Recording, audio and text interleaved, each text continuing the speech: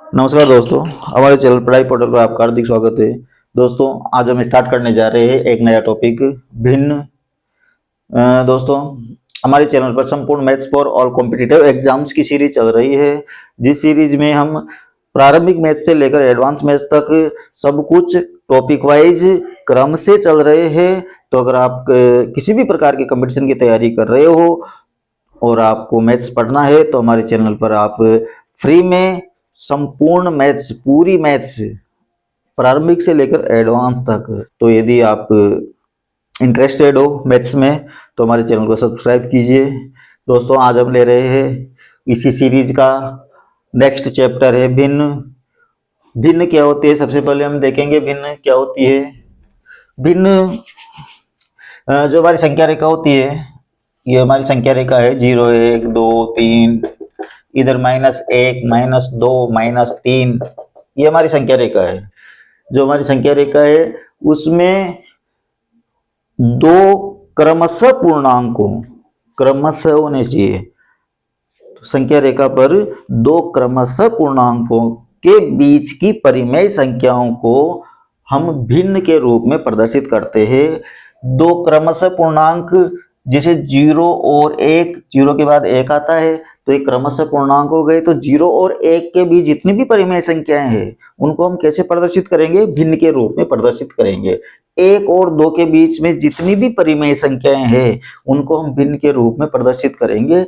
ऐसे इधर -1 और -2 के बीच की जितनी भी परिमेय संख्याएं हैं इन सबको हम एक भिन्न के रूप में प्रदर्शित करते हैं। तो ये एक भिन्न इस प्रकार से संख्या के रूप में भिन्न को हमने समझ लिया। भिन्न दो प्रकार की होती है दोस्तों। एक तो होती है साधारण भिन्न, एक तो होती है साधारण भिन्न, और एक होती है दशमलव भिन्न, एक होती है दशमलव भिन्न। तो यहाँ पर भिन्न दो प्रकार की होती है, एक साधारण भिन्न होती है, एक दशमलव भिन्न होती है। सबसे पहले हम दोनों प्रकार की भिन्नों को हमें पढ़ना है। पहले हम साधारण भिन्न से स्टार्ट करते हैं कि साधारण भिन्न क्या होती है। साधारण भिन्न जो होती है जिसको अपन P/Q के रूप में लिखते हैं, और जहां पर P को अंश कहा जाता है, Q को हर कहा जाता है। P को अंश कहा जाता है, Q को हर कहा जाता है। इसका मतलब क्या होता है? जैसे यहां पर 3/5 एक भिन्न है, 3 अंश है और 5 हर है। मतलब ये होता है इसका हर 5 में से 3 अंश। इसको हम इस प्रकार से पढ़ सकते हैं। 3/5 को भिन्न के रूप में कैसे पढ़ा जा सकता है? हर 5 में से 3 अंश। 3 अंश का मतलब 3 हिस्से, हर 5 में से 3 हिस्से। इसका मतलब ये है कि अगर किसी व्यक्ति के पास 5 चीजें हैं और 5 चीजों में से उसने 3 चीजें किसी दूसरे व्यक्ति को दे दी, ये ए व्यक्ति के पास 5 चीजें थी, इन 5 में से इसने बी व्यक्ति को दे दी 3 चीजें। तो अगर हम कहें कि इस ए व्यक्ति ने बी व्यक्ति को अपनी वस्तुओं का कितना भाग दे दिया? 3/5 भाग दे दिया। ये एक साधारण सी परिभाषा हो गई, साधारण सी समझ विकसित हो गई हमारी कि 3/5 का मतलब क्या होता है? हर 5 में से 3 हिस्से। यहाँ पर हमने देखा 5 में से 3 हिस्से। यहाँ पर सिर्फ इतना समझ में आया है अपने कि 5 में से यदि 3 चीजें दे दी तो इसका मतलब वो 3/5 है, 5 में से 3। लेकिन अब यहाँ पर ये जो हर है उसका मतलब क्या है? भिन्न में तो हर होता है और हर का भी एक मतलब होता है, एक अर्थ निकलता है। अभी मैंने बताया था कि 3/5 का मतलब सिर्फ इतना नहीं होता कि 5 में से 3। इसका मतलब होता है हर 5 में से 3 अंश, हर 5 में से 3 भाग। तो इस चीज को हम समझ सकते हैं। जैसे मान लो एक व्यक्ति है और उसके 5 बेटे हैं, एक व्यक्ति है उसके 5 बेटे हैं, ये 5 बेटे हैं और उसके पास मान लीजिए 1 लाख रुपए है, ये उसके पास 1 लाख रुपए है, ठीक है। अब 5 बेटों में से 2 बेटे कह रहे कि हमें तो अलग कर दो, और 3 बेटे कह रहे कि हमें तो साथ ही रहना है। 3 बेटे एक साथ रहेंगे और 2 बेटे हैं जो अलग होंगे। अब ये जो 3 बेटे जो एक साथ रहेंगे वो कह रहे ठीक है हमारा हिस्सा हमें दे दो, बाकी तुम्हारा हिस्सा तुम ले लो। तो इनका हिस्सा कितना बनेगा दोस्तों? टोटल 5 बेटे हैं, 5 बेटों में से 3 बेटे एक साथ रहेंगे, तो इनका हिस्सा 3/5 बना नहीं बना? ये 3/5 हिस्सा इनका रहेगा, यानी 5 हिस्सों में से 3 हिस्से इनके रहेंगे। टोटल 5 हिस्से होंगे, जो भी रुपए है या जो भी चीजें हैं उनके 5 बेटे हैं तो 5 हिस्से होंगे, और उन 5 हिस्सों में से इस ग्रुप के पास 3 हिस्से रहेंगे, क्योंकि ये तीनों साथ रहना चाहते हैं। तो इनके कितने आएंगे? 3/5 आएंगे। ठीक है, ये दोनों समझ गए। ठीक है, हमारा हिस्सा में दे दो। ये क्या करते हैं कि ठीक है, ये 1 लाख रुपए अपने पास, इकाई सैकड़ा, 1000, 10,000, 1 लाख रुपए है, ये 3/5 हिस्सा आप ले लो। ये 3/5 का मतलब कितना हो गया? 5 दूनी 10, 4 जीरो बची, ये 4 जीरो लगा दी, 2 को 3 से गुणा करेंगे, 2 तिया 6, और ये 60,000 रुपये हो गए। तो ये कहेगा ठीक है, ये तुम्हारे 60,000 रुपये लो, 40,000 रुपये हमें दे दो, हम 20,000 रुपये ले लेंगे। लेकिन अब यहाँ पर जो समझदार व्यक्ति है ये कहता है कि ये चीज, ये कैलकुलेशन तो मुझे समझ में नहीं आई, मैंने तो सिर्फ इतना पढ़ा था कि 3/5 का मतलब होता है हर 5 में से 3 हिस्से। इसका मतलब अगर अपने पास 1 लाख रुपए है तो 5-5 हजार रुपए की, ये 5-5 हजार रुपए की 20 गड्डियां बना लो, और हर गड्डी में से मुझे 3,000 रुपए दे दो, क्योंकि मुझे तो 3/5 का मतलब यही समझ में आता है कि हर 5 में से 3, यही होता है हर 5 में से 3 अंश। तो रुपए कितने हैं? 1 लाख है, लेकिन इनको क्या चाहिए? इनको चाहिए हर 5 में से 3, इसलिए इस 1 लाख को किसमें बांट दिया? 5-5 हजार की 20 गड्डियों में बांट दिया। अब इसको प्रत्येक गड्डी में से क्या चाहिए? 3,000 रुपए चाहिए। ये प्रत्येक गड्डी में से 3,000 रुपए चाहिए। ऐसे कितनी गड्डियां हो गई? ये 20 गड्डियां हो गई। तो 20 गड्डियों का मतलब इनके कितने आ जाएंगे? ये 60,000 आ जाएंगे। हिसाब इन्होंने भी सही किया था, लेकिन हिसाब इसने भी सही कर दिया। इसको ये चीज समझ में नहीं आई थी, और इसको ये वाली चीज समझ में नहीं आई थी। इसको सिर्फ इतना पता था कि 3/5 का मतलब होता है हर 5 में से 3 अंश। तो ये 3/5 का मतलब ये होता है भिन्न के रूप में हर 5 में से 3। जैसे परसेंटेज होता है 10%, 10% का मतलब क्या होता है? हर 100 में से 10। 10% का मतलब केवल 10 नहीं होता, हर 100 में से 10। तो ऐसे यहाँ पर 3/5 का मतलब होता है हर 5 में से 3। ऐसे यहाँ पर 2/7 का मतलब होता है हर 7 में से 2। 9/11 का मतलब होता है हर 11 में से 9। इसलिए यहाँ पर ऊपर वाली संख्या को हम अंश कहते हैं और नीचे वाली संख्या को हम हर कहते हैं। तो आपको भिन्न समझ में आ गई होगी, साधारण भिन्न समझ में आ गई होगी। साधारण भिन्न में अंश और हर आपको समझ में आ गया होगा। इसके बाद दोस्तों हम आगे चलते हैं। तो ये अंश और हर की कहानी जो बताई थी। अब जैसे मान लो ये 3/5 है, इस 3/5 को हम उलटकर 5/3 कर दें। इस 3/5 को हम बदलकर 5/3 कर दें, तब क्या हम यही कहेंगे जो यहाँ पर कर रहे थे कि हर 5 में से 3 मुझे दे दो? तब तो फिर अगर इस प्रकार से यहाँ पर कहते हैं तो हम क्या कहेंगे कि हर 3 में से 5 दे दो। तो हर 3 में से 5 कहाँ से देगा भाई? चीजें तो 3 है, और हर 3 में से 5 कहाँ से देगा? तो ये तो बात जमीनी, क्योंकि 3 ही वस्तुएं इसके पास, और ये क्या मांग रहा है कि हर 3 में से 5 दे दो। इसका मतलब ये तो भिन्न के रूप में जमी नहीं। जमी नहीं इसका मतलब इस प्रकार की जो संख्याएं होती है, जो ऊपर से ऊपर बड़ी होती है, अंश बड़ा होता है और हर छोटा होता है, इनको हम अलग रूप में देखते हैं। यानी जो साधारण भिन्न है वो 3 प्रकार की होती है। जो पहले हमने 3/5, 2/7, 9/11 ये जो संख्याएं ली थी, इनको हम कहते हैं उचित भिन्न। साधारण भिन्न कितने प्रकार की होती है? पहली होती है उचित भिन्न, ये हो गए उचित भिन्न। उचित भिन्न क्या होती है? जिसमें अंश छोटा होता है और हर बड़ा होता है, उसे हम उचित भिन्न कहते हैं। तो ये उचित भिन्न है। अनुचित भिन्न, ये अनुचित भिन्न है। ये दूसरी वाली क्या है? ये है अनुचित भिन्न।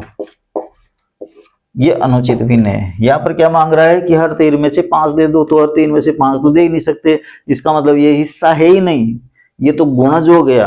क्या हो गया, गुणज हो गया। जैसे परसेंटेज में हम कहते हैं 100%, तो 100% तो पूरा ही हो जाता है, फिर ये 200% 300% कहाँ से आ गए, ये 200% 300% तो एक तरह से गुणा हो गए, 2 गुने 3 गुने 4 गुने हो गए।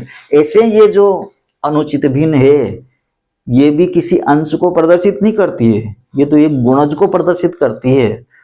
इसको हम कैसे समझेंगे, इसको हम ऐसे समझेंगे, एक व्यक्ति थे, उसको 3 रुपए की जरूरत है, वो किसी व्यक्ति के पास जाता है, उसे कहता है भाई मुझे 3 रुपए दे दो, कि तो ये क्या कहता है कि 3 नहीं, तू तो 12 ले, 15 ले, 18 ले, 21 ले, कितने भी ले, लेकिन मुझे वापस क्या चाहिए, हर 3 पर 5 चाहिए। 3 रुपए मैं 3 रुपए दूंगा तो 5 रुपए लूंगा, 6 रुपए दूंगा तो 10 रुपए लूंगा, 9 रुपए दूंगा तो 15 रुपए लूंगा, यानी हर 3 रुपए पर क्या लूंगा, 5 रुपए तुमसे वापिस लूंगा। तो ये एक तरह का गुणज हो गया, और ये इसी को हम कहते हैं अनुचित भिन्न, कि ये अनुचित है, उचित नहीं है। तो अनुचित भिन्न क्या होती है, अनुचित भिन्न होती है अंश बड़ा होता है और हर छोटा होता है। तो यदि किसी भिन्न का अंश बड़ा है और हर छोटा है तो उसे हम अनुचित भिन्न कहते हैं। तो यहाँ पर साधारण भिन्न के 2 भाग हो गए हैं, एक हो गया उचित भिन्न और एक हो गया अनुचित भिन्न। उचित भिन्न में हम 2/11, 3/19, 2/5 इस प्रकार से कोई सी भी संख्याएं ले सकते हैं जिसमें अंश छोटा होता है और हर बड़ा होता है। अनुचित भिन्न में हम क्या ले सकते हैं, अनुचित भिन्न में ऐसी संख्याएं हमें लेनी है जिसमें अंश बड़ा हो और हर छोटा हो। 5/3 एक अनुचित भिन्न है, 19/4 एक अनुचित भिन्न है, 11/3 एक अनुचित भिन्न है। अनुचित क्यों है, क्योंकि इनमें अंश बड़ा है और हर छोटा है। एक और नाम होता है इस भिन्न का जिसको हम कहते हैं मिश्र भिन्न। क्या होता है, मिश्र भिन्न। अब ये मिश्र भिन्न क्या होती है, मिश्र भिन्न एक तरह से अनुचित भिन्न का ही एक रूप होती है। अब देखो दोस्तों, यहाँ पर अनुचित भिन्न को भी हम 2 तरह से ले सकते हैं, एक संख्या के रूप में ले सकते हैं और एक गुणज के रूप में ले सकते हैं।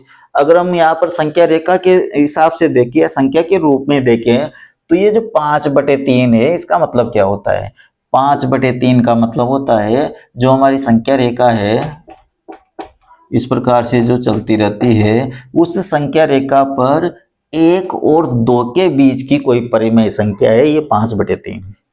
1 और 2 के बीच की कोई परिमेय संख्या है 5/3, क्योंकि 5/3 का मतलब क्या होता है, 5 में 3 का भाग देंगे, एक बार तो पूरा जाएगा ही जाएगा, उसके बाद बचे 2, 3 छक्के 18, 3 छक्के 18 यानी 1.66 के लगभग है।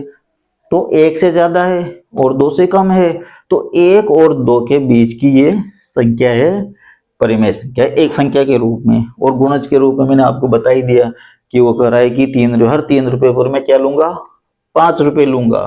तो ये एक अनुचित भिन्न है। अब मिश्र भिन्न क्या होती है, तो दोस्तों यहाँ पर जो अनुचित भिन्न है, इस अनुचित भिन्न में एक भिन्न भी छिपी हुई है और एक पूर्णांक भी छिपा हुआ है। अगर हम इस पूर्णांक को अलग कर लें और भिन्न को अलग कर दें और फिर इसको इस प्रकार से लिखें, तो इस प्रकार से लिखने का जो तरीका होता है इसी को हम मिश्र भिन्न कहते हैं।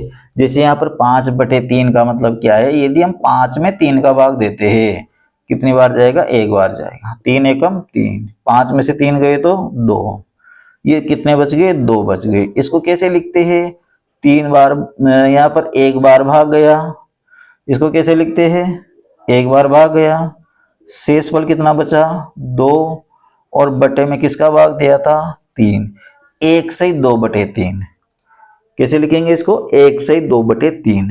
तो ये जो लिखने का तरीका है इसमें हमने क्या किया कि 5/3 जो थी उसमें से जो पूर्णांक छिपा हुआ था उस पूर्णांक को तो हमने बाहर निकाल लिया और भिन्न को हमने अलग कर लिया।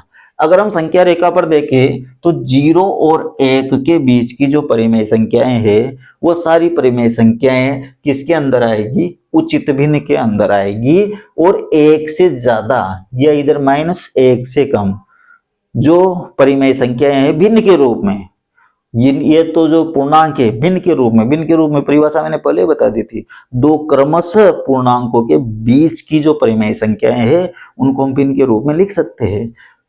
तो यदि 0 और 1 के बीच की है तो इसका मतलब 1 से छोटी है, 0 से बड़ी है, तो वो उचित भिन्न है और उसमें अंश छोटा रहेगा और हर बड़ा रहेगा। लेकिन यदि 1 और 2 के बीच की है, 2 और 3 के बीच की है, इस प्रकार से दूसरे और पूर्णांकों के बीच की संख्या है, तो इसका मतलब वो उचित भिन्न नहीं है, वो क्या है, अनुचित भिन्न है, जिसको हम इस प्रकार से लिखते हैं। जैसे यहाँ पर 19/4 का मतलब क्या हुआ, अगर हम 19 में 4 का भाग देते हैं तो कितनी बार जाएगा, 4 चौके 16, ये 4 चौके 16, कितने बचे यहाँ, 19 से 16 से 17, 18, 19, 3 बच गए, तो ये 3 यहाँ लिख देंगे और बटे 19 कितने हो गए, 4 सहित 3/19, यानी 4 तो पूरे है और उसके बाद 1 बचा, 4 तो पूरे और उसके बाद एक चीज का 19 में से तीसरा हिस्सा, यानी 3/19वां हिस्सा और चाहिए इसको। 4 तो पूरे चाहिए, उसके बाद एक वस्तु का 3/19वां हिस्सा और चाहिए इसको, तो इसको हम कहते हैं 4 से 3/19। तो ये जो अनुचित भिन्न है, अगर उसको इस प्रकार से हम पूर्णांक को अलग करके लिखते हैं तो इस लिखने का ये जो तरीका है इसी को हम मिश्र भिन्न कहते हैं। तो ये हमारी होगी मिश्र भिन्न। तो साधारण भिन्न कितने प्रकार की हो गई, साधारण भिन्न हमारे पास 3 प्रकार की हो गई है, एक उचित भिन्न है, एक अनुचित भिन्न है और एक मिश्र भिन्न है। साधारण भिन्न हमारे पास 3 प्रकार की हो गई है, उचित, अनुचित और मिश्र भिन्न। तो ये भिन्नों की कुछ समझ, भिन्नों के बारे में साधारण जानकारी थी जो आपको देनी थी। इसके बाद अब हम एग्जाम्पल से स्टार्ट करेंगे। सबसे पहले हम भिन्न वाले चैप्टर में भिन्नों के जोड़, बाकी, गुणा, भाग करना सीखेंगे। दोस्तों हम सिंपल से कठिन की ओर चल रहे हैं। पहले छोटी छोटी चीजें सीखेंगे, उसके बाद बड़ी बड़ी चीजें सीखेंगे। सिंपल एग्जाम्पल्स पहले लेंगे, उसके बाद हम कठिन एग्जाम्पल्स लेंगे। हमको सिंपल एग्जाम्पल्स भी लेना है, कठिन एग्जाम्पल्स भी लेना है। एग्जाम में न तो सिर्फ सिंपल एग्जाम्पल्स से काम चल रहा, और जब तक आप सिंपल एग्जाम्पल्स नहीं सीखोगे तब तक आप कठिन एग्जाम्पल्स हल कर ही नहीं सकते। तो शुरुआत हमें सिंपल से करना है और पहुंचना कठिन तक है। तो हमें सभी तरह के जो भिन्नों से संबंधित जितने भी एग्जाम्पल्स एग्जाम में आते हैं वो सभी हमें करने हैं। तो चलते हैं, शुरुआत करते हैं। अब हम स्टार्ट कर रहे हैं भिन्नों का जोड़, बाकी, गुणा, भाग। सबसे पहले हम योग से स्टार्ट करते हैं। भिन्नों को जोड़ना किस प्रकार से है वो चीज हम यहाँ पर देखेंगे। भिन्नों को जोड़ने का 2 तरीका है अपने पास, 2 तरीके से अपन भिन्नों को जोड़ते हैं। एक तो हम एलसीएम लेकर जोड़ते हैं। एलसीएम लेकर कब जोड़ना है और दूसरे तरीके से कब जोड़ना है, देखो जैसे यहाँ पर सिंपल सा एग्जांपल अपन ले लेते हैं। 8/15 प्लस 3/20, ये 3/20। दूसरी संख्या हम ले लेते हैं 2/7 प्लस 3/5। एक संख्या ये ले ली हमने, इसको भी हमें जोड़ना है। और तीसरी चीज हमने ले ली है 7/60 प्लस 11/75, ये दूसरी संख्या ले ली, इनको हमें जोड़ना है। अब देखो तीनों को हमें किस प्रकार से जोड़ना है। अगर इसको हमें जोड़ना है तो जोड़ने के लिए हम एलसीएम लेंगे। एलसीएम लेने के हमारे पास 2 तरीके हैं। एक तरीका तो अगर संख्या छोटी है और जो इनमें से जो बड़ी संख्या है उसका पहाड़ा अगर आपको आता है तो आप यहाँ पर डायरेक्ट एलसीएम इस प्रकार से ले सकते हो। जैसे यहाँ पर 15 और 20, इसमें बड़ी संख्या कौन सी है, इसमें बड़ी संख्या है 20। फिर हम देखेंगे क्या 20 में 15 का भाग जा रहा है, नहीं जा रहा, इसका मतलब 20 तो इसका एलसीएम नहीं आएगा। फिर 20 का पहाड़ा बोलेंगे, 20 दूनी 40, 40 में भी 15 का भाग नहीं जा रहा। फिर 20 तिया 60, 60 में 15 का भाग जा रहा है। यानी 20 का पहाड़ा कहाँ तक बोलना है, जहां तक दूसरी संख्या का भाग न चला जाए। तो यहाँ पर बड़ी संख्या क्या है, 20 है, 20 एकम 20, 15 का भाग नहीं जा रहा। 20 दूनी 40, इसमें भी 15 का भाग नहीं जा रहा। 20 तिया 60, 60 में 15 का भाग जा रहा है, तो इसका मतलब हमारा एलसीएम क्या आ गया, ये हमारा एलसीएम आ गया 60। तो ये एक तरीका ये है अपना एलसीएम लेने का। एलसीएम लेने के बाद भिन्नों को हम कैसे जोड़ते हैं आप सब जानते हो। पहले हम इस 60 में 15 का भाग देंगे, 15 का भाग देंगे तो कितने बार जाएगा, 15 एकम 15, 15 दूनी 30, 15 × 3 = 45, 15 × 4 = 60, कितने बार गए 4 बार गया। जितनी बार भाग गया उस संख्या को हम ऊपर वाली संख्या से गुणा कर देते हैं। तो 8 को 4 से गुणा करेंगे, 8 चौके 32, प्लस का निशान है जहां का जहां लगा देंगे। फिर 60 में किसका भाग देंगे, 20 का भाग देंगे। कितनी बार जाएगा, 20 तिया 60, 3 बार गया। 3 को किससे गुणा करेंगे, ऊपर वाली संख्या से गुणा करेंगे। तो 3 तिया 9, और ये दोनों को जोड़ेंगे तो 32 और 9 कितने हो गए, 41/60 अपना आंसर आ जाएगा। तो एक तरीका तो ये हो गया अपना इनको जोड़ने का। ये हमें कब करना है, जब यहाँ पर हर के रूप में दोनों संख्याएं ऐसी है जिसमें कोई ना कोई फैक्टर कॉमन आ रहा हो। यदि फैक्टर कॉमन है या संख्याएं बड़ी है तो इस प्रकार से हमें इसको करना है। अगर संख्याएं छोटी है, इस प्रकार से बीच बीच में ये छोटी छोटी संख्याएं आती रहती है, तो ऐसी संख्याओं को जोड़ने के लिए हमें एलसीएम लेकर इतना बड़ा नहीं करना। छोटी अगर संख्या है, दोनों सह अभाज्य संख्याएं है, सह अभाज्य का मतलब होता है इसमें और इसमें दोनों में किसी एक कॉमन संख्या का भाग नहीं जा रहा है, तो ऐसी स्थिति में हम इनको जोड़ने के लिए क्या करेंगे, वज्र गुणन करेंगे।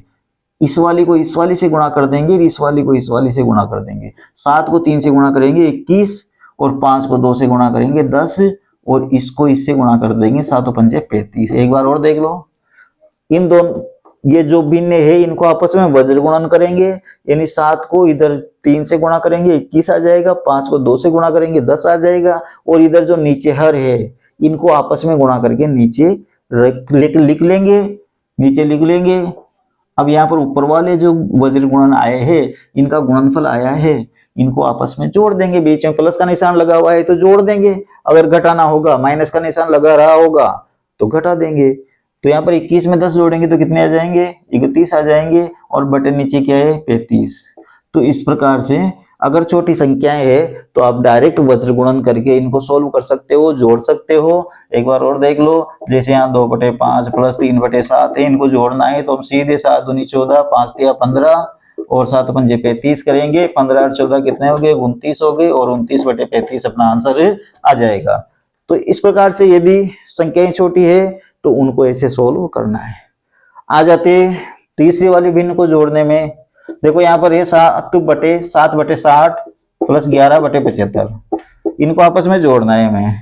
सबसे पहली चीज, संख्याएं बड़ी है तो हम एलसीएम लेकर हल करेंगे। जैसे इसको एलसीएम लेकर हल किया है वैसे ही इसको हम एलसीएम लेकर हल करेंगे। एलसीएम लेने का तरीका मैंने यहाँ पर आपको बताया था, लेकिन अगर इस प्रकार से बड़ी संख्या आ जाती है, आपका 75 का पहाड़ा आता नहीं है, तब ऐसी स्थिति में हम इनका एलसीएम इस प्रकार से लेंगे।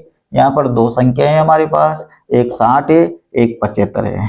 अब देखो दोस्तों, एलसीएम लेने का तरीका जो हमने पहले पढ़ रखा है, जो हम पहले एलसीएम लिया करते थे, कैसे लेते थे, पहले सबसे छोटी संख्या का भाग देंगे, 2 का भाग देंगे, फिर जहां तक 2 का भाग चला जाता रहेगा वहां तक 2 का भाग देते रहेंगे, फिर 3 का भाग देते रहेंगे, फिर 5 का भाग देते रहेंगे। इस प्रकार से हमने एलसीएम लेते थे। लेकिन दोस्तों यहाँ पर ऐसा नहीं करना, हमें बिल्कुल उल्टा करना है।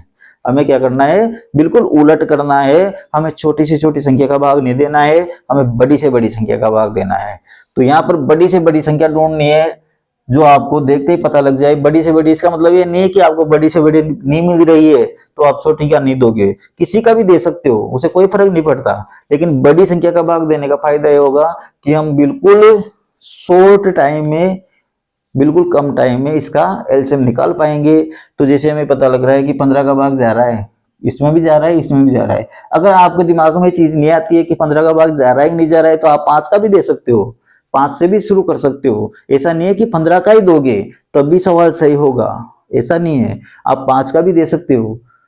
लेकिन हमें क्या करना है, कोशिश ये करनी है कि बड़ी से बड़ी संख्या का भाग दे, ताकि एक बार में 2 बार में हमारा आंसर आ जाए। तो यहाँ पर देखो, इसमें 15 का भाग इसमें भी जा रहा है, 15 का भाग इसमें भी जा रहा है, तो हम किसका भाग देंगे, 15 का भाग देंगे। 60 में 15 का भाग दिया, 15 चौके 60, 75 में दिया 15 5 के 75। अब इन दोनों में किसी भी एक संख्या का भाग नहीं जा रहा। पहले अपन एलसीएम लेते थे, क्या करते थे, ये 4 बच रहा है तो 2 का भाग देंगे, फिर 5 को जैसा का जैसा ही रखेंगे, फिर 2 का भाग देंगे, फिर 5 को जैसा का जैसा ही रखेंगे, फिर 5 का भाग देंगे। तो वैसे जो कक्षा 2 3 4 में एलसीएम लिया करते थे वैसे हमें नहीं लेना है।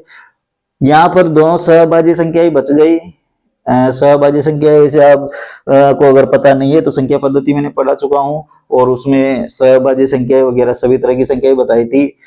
तो इस सहभाज्य संख्या का मतलब होता है ऐसी संख्याएं जिनके बीच में कोई भी कॉमन फैक्टर नहीं हो, यानी इन दोनों में किसी एक संख्या का भाग नहीं जाता है, नहीं जाता है, इसका मतलब इसको यहीं छोड़ देंगे और जो चीजें बच गई इनको आपस में गुणा कर लेंगे, इधर जो आया उसको और इधर जो नीचे बची उनको आपस में गुणा कर देंगे, जिसमें हमारा एलसीएम आ जाएगा। तो इस प्रकार से आपको एलसीएम लेना है ताकि कम समय में आप एलसीएम ले सके। तो एलसीएम लेने का दो तरीके मैंने बता दिया आपको, पहला तरीका ये है और दूसरा तरीका ये है। यहाँ पर हम बड़ी से बड़ी संख्या को गुणज करते जाएंगे, इसका पहाड़ा बोलते जाएंगे। अगर संख्या ऐसी है जिसका पहाड़ा आपको आता है तो आप इस तरीके से कर सकते हो, वरना आप इस तरीके से कर सकते हो। ये भी शॉर्ट है, ये भी शॉर्ट है। तो ये देखो इनको आपस में गुणा करेंगे, 15 को 4 से गुणा करेंगे कितने हो जाएंगे 60, और 60 को किससे गुणा करेंगे 5 से गुणा करेंगे, 60 को 5 से गुणा करेंगे तो कितने हो जाएंगे 300। तो हमारा एलसीएम कितना आ गया, ये 300 हमारा एलसीएम आ गया। 60 का 300 में भाग देंगे, देखो यहाँ एक जीरो है, एक जीरो को एक जीरो ऐसे ही काट दो, काटने की जरूरत नहीं, वैसे ही समझ जाओ कि ये जीरो से जीरो कट गई, यहाँ 6 बचे, यहाँ 30 बचे। तो 30 में किसका भाग देना है 6 का भाग देना है, कितनी बार जाएगा 6 पंजे 30, 5 बार जाएगा। फिर आगे क्या करते हैं अपन, जितनी बार गया उसको ऊपर वाली संख्या से गुणा करते हैं। तो 5 को किससे गुणा करेंगे 7 से गुणा करेंगे, तो 5 को 7 से गुणा करेंगे तो 7 पंजे 35 प्लस 75 का भाग 300 में देना है हमें, 75 दूनी 150, 150 दूनी 300, कितनी बार जाएगा 4 बार जाएगा, ये गया 4 बार। ऐसे अगर नहीं आता है तो फिर आप इस प्रकार से जैसे भी आपको देना आता है वैसे आप दे सकते हो। तो ये कितनी बार गया 4 बार, 4 को किसी गुणा करेंगे 11 से गुणा करेंगे, 11 चौके 44, दोनों को आपस में जोड़ लेंगे, 35 और 44 को जोड़ेंगे 4 5 9, 4 3 7 बटे 300 और ये हमारा आंसर आ जाएगा। तो ये एक बिन्नों को जोड़ने का तरीका, दो तरह के तरीके मैंने बताए, छोटी संख्याएं तो ऐसे जोड़नी है, बड़ी संख्याएं तो ऐसे जोड़नी है। अब एक स्थिति और आती है दोस्तों जोड़ने या घटाने की। यहाँ पर हमने दो दो संख्याएं ली है, वहां पर 3 संख्याएं भी आ सकती है, 4 संख्याएं भी आ सकती है। यदि 3 संख्याएं आती है, 4 संख्याएं आती है, 5 संख्याएं आती है, तो ऐसी भिन्नों को हम वज्र गुणन करके नहीं जोड़ेंगे, ऐसी भिन्नों को हम एलसीएम लेकर ही जोड़ेंगे। जैसे यहाँ पर संख्या ले रहे हैं अपन 3/20 प्लस 4/15 प्लस 2/75, जैसे ये वाली संख्या अपन ने ले ली, तो इसको हम कैसे जोड़ेंगे, वही एलसीएम लेकर ही जोड़ेंगे। एलसीएम लेने के लिए आप 75 से स्टार्ट कर सकते हो, पहाड़ा बोल सकते हो। पहले हम देख 75 में 20 का भाग नहीं जा रहा, 75 दूनी 150, 150 में 20 का भाग नहीं जा रहा, फिर 75 चौके 300, 300 में 20 का भाग जा रहा है, 300 में 15 का भी भाग जा रहा है, इसका मतलब इसका एलसीएम 300 आ जाएगा। तो अगर ऐसा आता है तो ठीक है, ऐसा नहीं करते हो तो दूसरा तरीका मैंने आपको बता रखा है, ये 20 लिखा, ये 15 लिखा, ये 75 लिखा।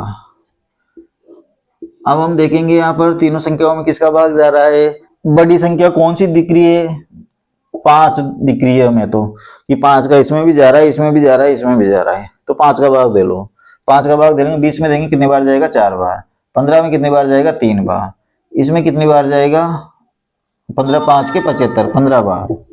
अब कुछ कॉमन दिख रहा है क्या, हाँ दिख रहा है, इन दोनों में कॉमन दिख रहा है, क्योंकि 3 का भाग इसमें भी जा रहा है, 3 का भाग इसमें भी जा रहा है। जब तक कॉमन रहे तब तक भाग देते रहना है, और जब कॉमन फैक्टर नहीं रहे वहीं पर हमें रुक जाना है। तो अब इस 4 में तो 3 का भाग जाता नहीं है, तो इस 4 को तो जैसा का जैसा ही लिख देंगे। 3 में 3 का भाग गया 1 बार, और 3 का 15 में भाग गया 5 बार। अब कोई कॉमन नहीं है आपस में, संख्याओं में किसी भी संख्या में कॉमन नहीं है, इन दोनों में भी नहीं है, इन दोनों में भी नहीं है, इन दोनों में भी नहीं है। जब कॉमन फैक्टर नहीं बचे तब जो संख्याएं आई इनको आपस में क्या करेंगे गुणा कर लेंगे। 5 को 3 से गुणा करेंगे 15, 15 को 4 से गुणा करेंगे 15 चौके 60, और 60 को इस 5 से गुणा करेंगे तो 6 पंजे 30, कितने आ गए 300 आ गए। तो इस प्रकार से हम एलसीएम अपना कितना आ गया 300 आ गया। एक जीरो है, एक जीरो से एक जीरो कट गई, यहाँ 2 बचे, यहाँ 30 बचे, 30 में 2 का भाग देंगे कितनी बार जाएगा 15 बार जाएगा। 15 को किससे गुणा करेंगे 3 से, 15 को 3 से गुणा करेंगे तो कितने आ जाएंगे 45, ये प्लस का प्लस। 15 का भाग यहाँ पर 30 में देंगे तो कितनी बार जाएगा 15 दूनी 30, और कितनी ये यहाँ पर एक जीरो बची, तो ये एक जीरो। 20 को किससे गुणा करेंगे, इस 4 से गुणा करेंगे तो कितना हो जाएगा, 20 चौके 80, प्लस का प्लस लगा देंगे। 75 का भाग 300 में देंगे, 75 दूनी 150 और 150 दूनी 400, यानी कितनी बार गया, 4 बार। ये 4 बार। 4 को किससे गुणा करेंगे, 2 से, 4 दूनी 8। इन संख्याओं को आपस में जोड़ लेंगे तो ये 8 0 5, 8 5 13 का 3 हासिल का 1, 8 1 9, 9 4 13, 133/300 और ये अपना आंसर आ जाएगा। तो 3 अगर संख्या आ जाती है, 4 अगर संख्या आ जाती है और उनको जोड़ना है तो हम इस प्रकार से जोड़ेंगे। अब अगर इस प्रकार की संख्याएं आ जाती है जिसमें हर समान हो, जैसे 3/19 प्लस 4/19 प्लस 5/19 प्लस 7/19, ये चीज आ गई अपने पास। यदि हर समान है तो आपको ना तो एलसीएम लेने की जरूरत है, डायरेक्ट हम क्या करेंगे, ऊपर वाली संख्याओं को आपस में जोड़ देंगे, जोड़ के लिख देंगे और बटे जो समान हर है उसको एक बार लिख देंगे। क्योंकि दोस्तों यहाँ पर अगर एलसीएम लेकर अपन सवाल गोल करते हैं तो भी वही बात होगी, समान संख्याएं हैं, हर समान है तो एलसीएम भी वही संख्या आएगी, सेम ही संख्या आएगी। अब जैसे 19 में 19 का भाग देंगे तो एक बार जाएगा, कितने बार जाएगा, एक बार, और 1 को 3 से गुणा करेंगे तो 3 ही आएंगे। फिर 19 का 19 में भाग देंगे तो फिर एक बार जाएगा, और 1 को 4 से गुणा करेंगे तो 4 ही आएंगे। यहाँ भी 5 ही आएंगे, यहाँ भी 7 ही आएंगे। जब संख्याएं सेम ही आनी है तो फिर हम एलसीएम भी क्यों ले। ऐसी स्थिति में यदि हर समान है तब हम इनको जोड़ने के लिए और घटाने के लिए क्या करते हैं, इनको ऊपर वाली संख्याओं को आपस में जोड़कर यहाँ लिख देंगे और बटे 19 यहाँ पर लिख देंगे। तो ये हो गया 4 3 7, 7 5 12 और 12 7 19। तो ये 19 हमने यहाँ लिख दिया और बटे में ये 19 यहाँ लिख दिया। 19/19 का मतलब क्या हो गया, 1 हो गया। तो इनको आपस में जोड़ेंगे तो आंसर क्या आएगा अपना, 1 अपना आंसर आएगा। 4 3 7 12 7 19, तो 1 हमारा आंसर आ जाएगा। तो इस प्रकार से आपको जोड़ना है यदि हर समान है तो ये हमारा जोड़ना हो गया। जैसे जोड़ा है वैसे ही हमें घटाना है, सेम प्रोसेस है, जिस प्रकार से हमने जोड़ा है उसी प्रकार से हमें इनको घटाना है। तो जैसे घटाना है हमें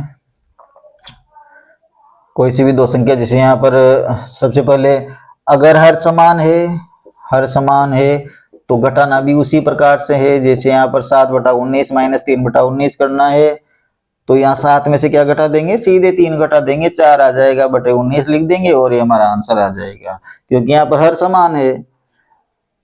दूसरी चीज, यदि संख्या ही छोटी है, जैसे 3/5 माइनस ये 2/7, 3/5 माइनस 2/7 है, इसको घटाना है तो छोटी संख्याएं है, सहभाज्य संख्याएं हैं, दोनों के बीच में कोई कॉमन नहीं है, तो हम क्या करेंगे, सीधे वज्र गुणन करके इन्वॉल्व कर लेंगे इस प्रकार से। 7 तिया 21, 5 दूनी 10, 7 पंजे 35, माइनस का निशान है तो घटाएंगे, इधर 21 आए इधर 10 आए, 21 में से 10 गए तो 11/35।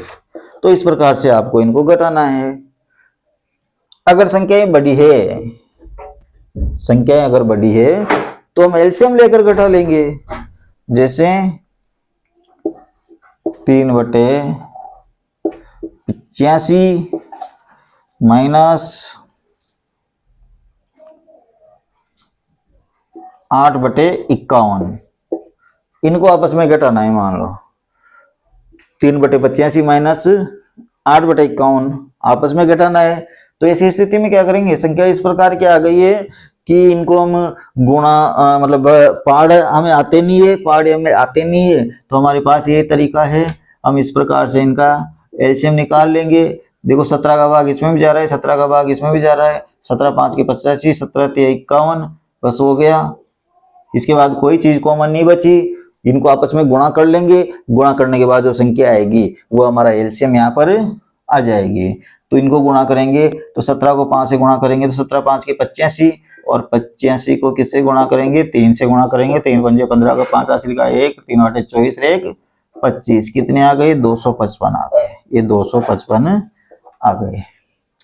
255 आ गए, 255 में 85 का भाग देंगे तो दोस्तों यहाँ पर जो आपने भाग दिया था वो चीजें यहाँ पर भी काम आ जाएगी आपको। अगर आपको 255 में 85 का भाग देना नहीं आ रहा है तो देखो यहाँ पर संख्याएं क्या आई थी, 17 5 के 85 और 85 इंटू 3 255 आए थे, यानी 85 इंटू 3 बराबर 255 होते हैं। तो 85 का भाग 255 में कितनी बार गया, ये 3 बार गया। अब 3 को किससे गुणा करेंगे, 3 से गुणा करेंगे तो कितने आ जाएंगे, 9 आ जाएंगे, माइनस का माइनस। अब 51 का भाग किसमें देंगे, 255 में देंगे। यहाँ भी ये चीज आपके काम आ जाएगी। 51 क्या होता है, ये 17 इंटू 3 51 होता है। यहाँ पर जो 255 आए हैं इसको समझना दोस्तों, यहाँ पर जो 255 आए हैं वो कहाँ से आए हैं, इन तीनों संख्याओं को गुणा करने से 255 आए हैं। यहाँ पर क्या है, 51 है, तो ये 17 तिया 51 हो गई। क्या बची, 5 बची, यानी 51 को किससे गुणा करने पर, 5 से गुणा करने पर कितने आने चाहिए, 255 आने चाहिए। तो इसका मतलब 255 में 51 का भाग कितनी बार जाएगा, 5 बार जाएगा। और 5 को किससे गुणा करेंगे, 8 से गुणा करेंगे, 5 8 40। तो ये आगे 9 माइनस 40, 9 में से 40 घटाना है, छोटी संख्या में से बड़ी संख्या घटाना है। तो घटेगी तो वही बड़ी संख्या में से छोटी संख्या, लेकिन निशान किसका आ जाएगा, माइनस का आ जाएगा। 40 में से 9 जाएंगे तो कितने बचेंगे, 31/255। ये हमारा आंसर यहाँ पर आ जाएगा। तो इस प्रकार से आपको जोड़ना है, इस प्रकार से आपको घटाना है। तो सिंपल चीजें जोड़ना और घटाना हमने सीखा है। अभी जोड़ने और घटाने में हमें भिन्नों को जोड़ा है, भिन्नों को घटाया है। अब यदि पूर्णांक में भिन्न जोड़ना हो या पूर्णांक में से भिन्न घटाना हो तो हम क्या करेंगे दोस्तों, शायद वीडियो बड़ा हो चुका है। अब हम नेक्स्ट पार्ट दूसरे वाले वीडियो में लेंगे, नेक्स्ट वीडियो में लेंगे। तब तक के लिए धन्यवाद। दोस्तों अगर वीडियो पसंद आया हो तो वीडियो को लाइक कीजिए और चैनल को सब्सक्राइब कीजिए। इस चैनल पर आपको संपूर्ण मैथ्स मिलेगी, प्रारंभ से लेकर एडवांस तक सब कुछ जो कंपटीशन में आने योग्य है वो सारी चीजें आपको मिलेगी। सरल एग्जाम्पल्स भी मिलेंगे, कठिन एग्जाम्पल्स भी मिलेंगे, सभी तरह के एग्जाम्पल्स आपको मिलेंगे। तो यदि आपको मैथ्स पढ़ना है तो आप हमारे चैनल को सब्सक्राइब कर सकते हो। साथ ही दोस्तों हमारी एक और सीरीज चल रही है जीके की, जिसमें हम ज्योग्राफी पढ़ा रहे हैं। ज्योग्राफी में हम जो भी चीजें आपको पढ़ाएंगे, याद करने की जो चीजें हैं, हमारे पास इस प्रकार की ट्रिक्स है जो हमारी बनाई हुई है। अगर आपने एक बार उन चीजों को बोर्ड पे देख लिया, एक बार अगर वीडियो देख लिया तो आप जिंदगी में कभी भूल नहीं पाओगे। इस प्रकार से याद करवाया गया है ज्योग्राफी की सीरीज में।